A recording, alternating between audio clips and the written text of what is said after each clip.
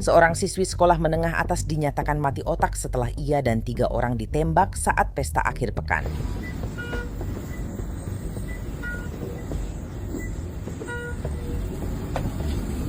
Kami akan menjelaskan bagaimana kasus mengejutkan ini terjadi, karena kantor sheriff mengatakan mereka sudah menahan seorang tersangka.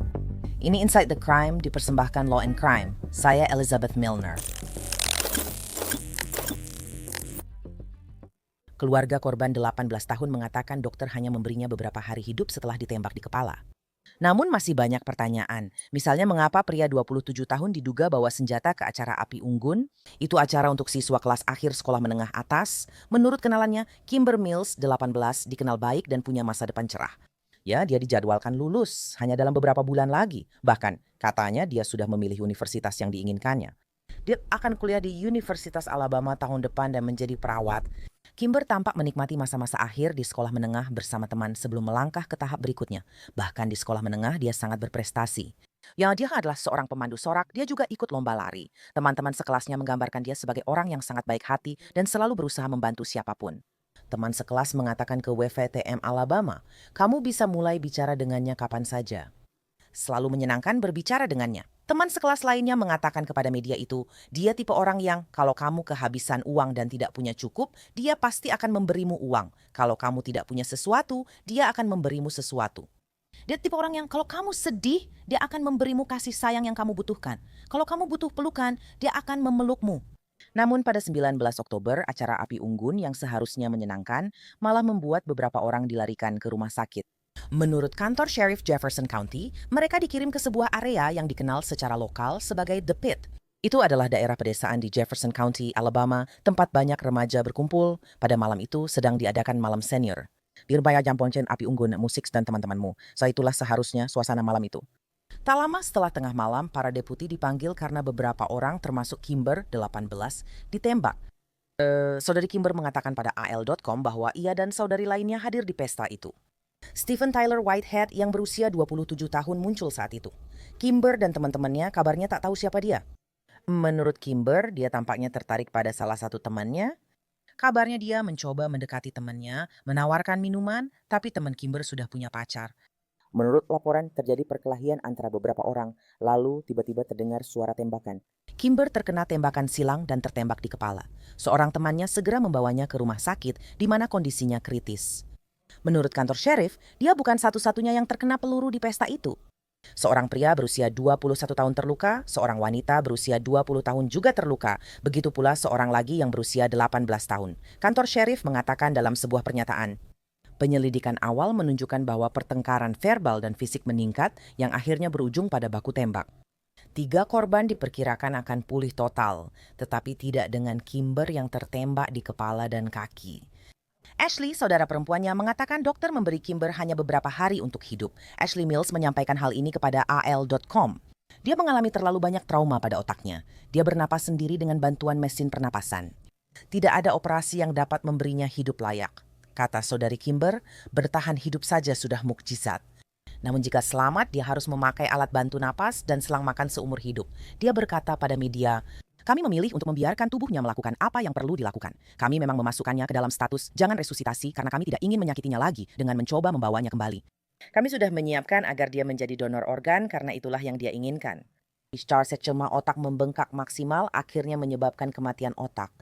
Mereka akan menyatakan dia meninggal lalu melakukan honor walk dan donor organ. Ini sangat memilukan karena keluarganya kini harus bersiap mengucapkan selamat tinggal terakhir, bukan merayakan tahun terakhirnya di sekolah menengah.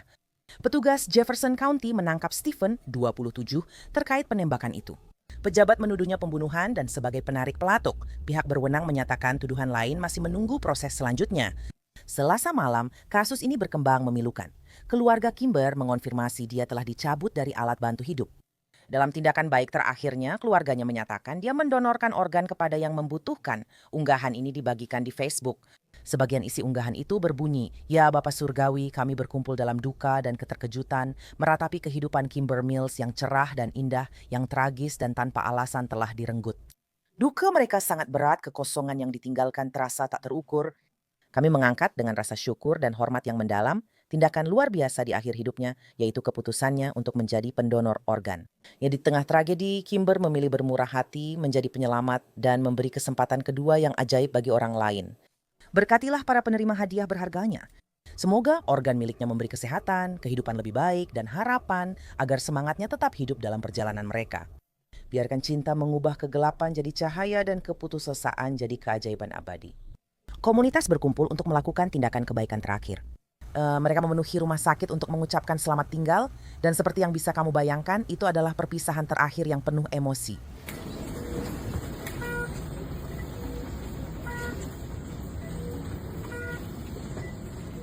Terima kasih.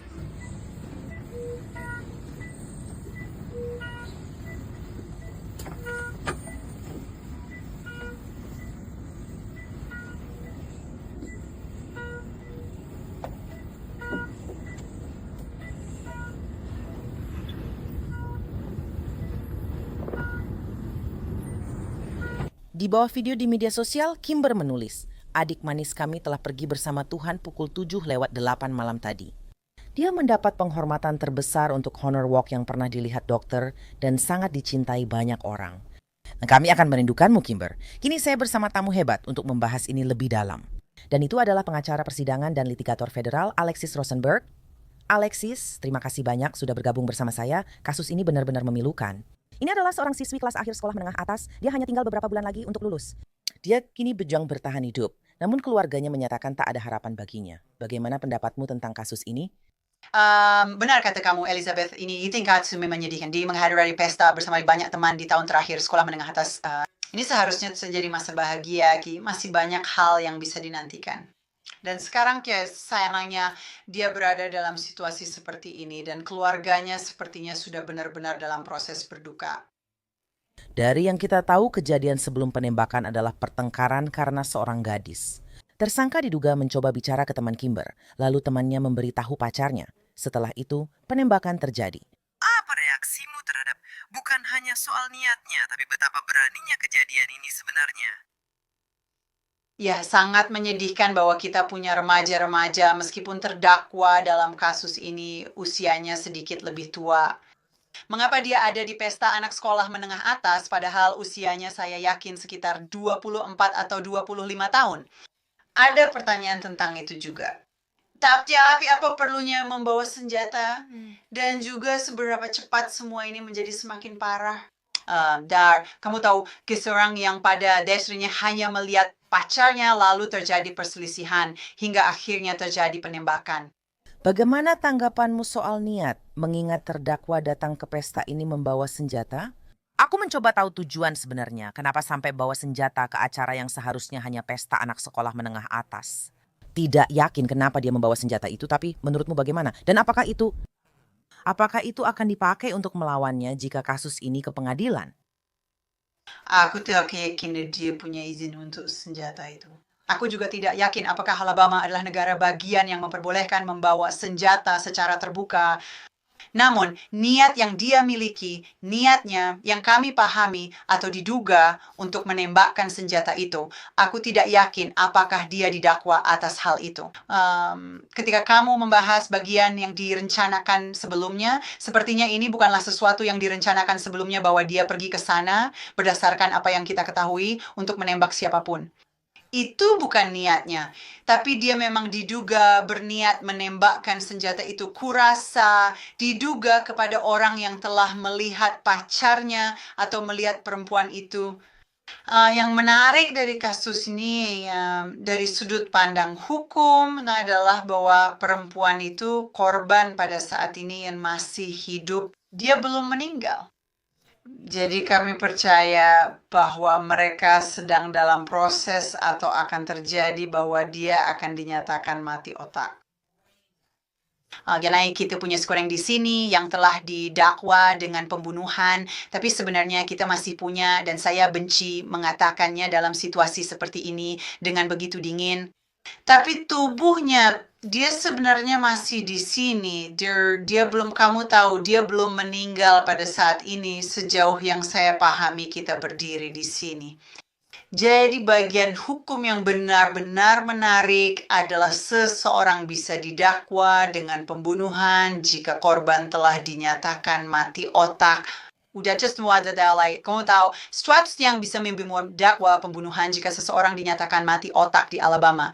Meskipun saya tidak memiliki izin praktik di sana, saya memang mencari tahu soal ini karena itu menarik. Karena seperti yang kamu katakan, kamu mulai dengan secara teknis dia masih hidup saat kita duduk di sini hari ini. Ya, dan menurutmu tuduhan pembunuhan itu terlalu dini? Aku paham mungkin pengacara pembela bisa mencari celah dalam tuduhan itu apalagi saat dia didakwa. Dia secara teknis masih hidup meski memakai alat bantu pernapasan dan sebagainya. Tapi aku sangat penasaran, menurutmu apakah tuduhan itu terlalu dini meskipun seperti yang kamu bilang, dia secara teknis masih hidup? Aku meyakinkan bahwa dia sudah bertiada. Ada proses untuk menyatakan seseorang mati otak. Aku akan menganggap proses itu sudah dilakukan. Dan dia secara resmi telah dinyatakan mati otak sebelum tuntutan pembunuhan diajukan oleh jaksa. Saya rasa komunikasi yang kami terima adalah hal itu sudah terjadi dan keluarga belum mengambil keputusan untuk benar-benar mencabut alat bantu hidupnya. Seseorang bisa dinyatakan mati otak dan juga pada saat itu Bayriska sebenarnya sudah dianggap meninggal dan masih bisa tetap menggunakan alat bantu hidup atau dinyatakan meninggal secara resmi meninggal pada saat itu dan masih tetap menggunakan alat bantu hidup. Adalah faktor yang sangat menarik dalam kasus ini. Saya akan berasumsi itulah yang sedang terjadi dan mengapa tuduhan pembunuhan sudah diajukan. Kamu tahu yang menyedihkan dari kejadian ini adalah keluarganya bilang, bahkan jika dia bisa selamat dari cedera yang sangat parah di kepalanya ini, luka tembak di kepalanya, dia tetap harus menggunakan alat bantu pernapasan seumur hidupnya. Dia tidak akan bisa berfungsi seperti biasanya meskipun dia selamat. Tapi katakanlah ada sedikit kemungkinan keajaiban benar-benar terjadi dan dia bisa selamat dan dia bisa menjalani hidup yang produktif dan sehat, semua hal seperti itu. Apa perubahan dalam proses hukum terkait tuduhan yang dia hadapi? Aku sadar mungkin aku terlalu optimis, apalagi keluarganya sedang bersiap mengucapkan selamat tinggal saat kita merekam ini. Tapi jika ada keajaiban di luar sana, seberapa besar peluang terdakwa? Apakah Anda berpikir tentang kemungkinan tuduhan pembunuhan itu dibatalkan? Jadi untuk menyatakan seseorang mati otak, seperti yang sudah aku bilang, ada prosesnya.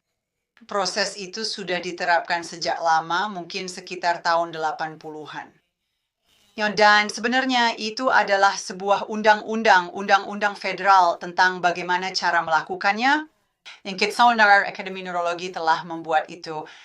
Saya belum pernah mendengar ada seseorang yang setelah dinyatakan meninggal, kemudian hidup kembali.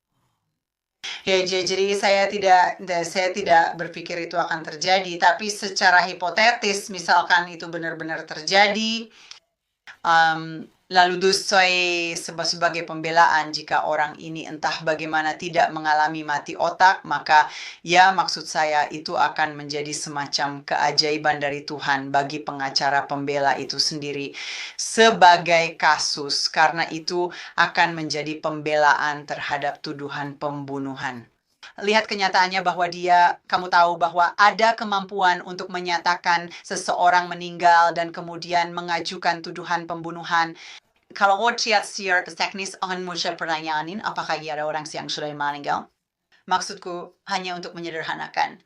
Tapi itu saya bukan hanya dipembelai terhadap tuduhan pembunuhan jika keajaiban itu benar-benar terjadi. Karena kita masih punya bukti dia menembakkan senjata ke kerumunan, diduga mungkin menembakkannya langsung ke orang lain. Jadi tuduhan-tuduhan yang terkait dengan itu masih tetap berlaku. Itu hanya akan benar-benar mempengaruhi ke aspek pembunuhannya saja. Selain aku tahu kita memang sering membicarakan tentang Kimber Mills, tapi aku juga tahu bahwa ada beberapa orang lain yang juga tertembak dalam insiden ini. Tapi menurutmu, karena aku sedang mencoba memikirkan rekonstruksi saat mereka menyusun ulang apa yang sebenarnya terjadi, mungkin saja orang lain juga bisa didakwa. Menurutmu itu mungkin? Ya, aku rasa mungkin juga akan ada dakwaan lain yang berkaitan dengan orang-orang lain yang terluka dan tertembak. Iya, kita belum tahu sudah pasti apakah ada orang lain yang terlibat dalam hal ini.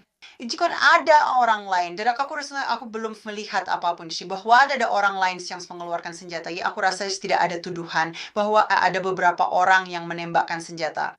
Aku rasa belum tentu akan ada orang lain yang terlibat dalam hal ini dan didakwa terkait situasi ini.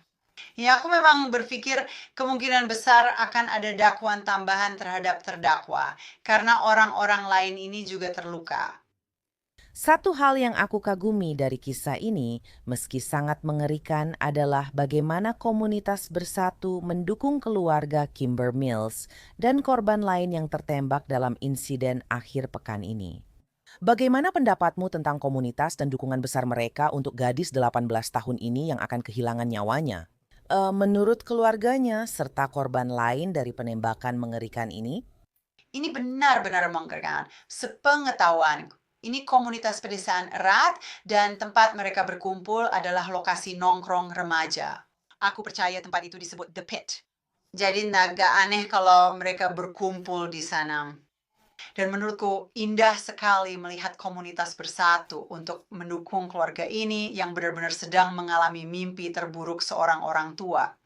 Kamu punya anak senior, harapanmu besar untuk segala yang akan terjadi. Itu masa yang sangat indah dalam hidup seorang anak tahun terakhir di sekolah menengah. Itu memang sangat menyedihkan dan harus jadi fokus kita. Saya senang komunitas mendukung keluarga, membantu mereka berduka, dan selalu hadir untuk mereka. Jadinya itu adalah hal yang sangat indah yang sedang terjadi. ya, karena sangat menyedihkan memikirkan Kimber Mills. Seharusnya dia sedang mempersiapkan untuk acara homecoming, lalu prom, semua keseruan itu, sisa-sisa kegiatan sekolah menengah atas yang bisa dinikmati sebelum pergi ke perguruan tinggi. Dan dari yang kita tahu, dia berencana untuk kuliah agar bisa menjadi perawat. Dia masih punya seluruh hidup di depannya. Lalu sesuatu yang tragis dan mengerikan seperti ini terjadi. Dan sekarang keluarganya harus bersiap untuk kemungkinan pemakaman. Itu benar-benar sangat memilukan. Alexis Rosenberg, saya ingin mengucapkan terima kasih banyak atas wawasan Anda tentang kasus ini. Saya sangat menghargai waktu Anda hari ini. Elizabeth, terima kasih sudah mensidik main. Stephen Whitehead masih ditahan di penjara Kabupaten Jefferson tanpa jaminan. Jadwal sidang berikutnya dan pembelaannya belum jelas. Korban penembakan lainnya diperkirakan akan selamat. Mereka masih dilaporkan sedang memulihkan diri dari luka-luka mereka. Terima kasih telah bergabung di episode ini. Saya Elizabeth Milner dan ini Inside the Crime.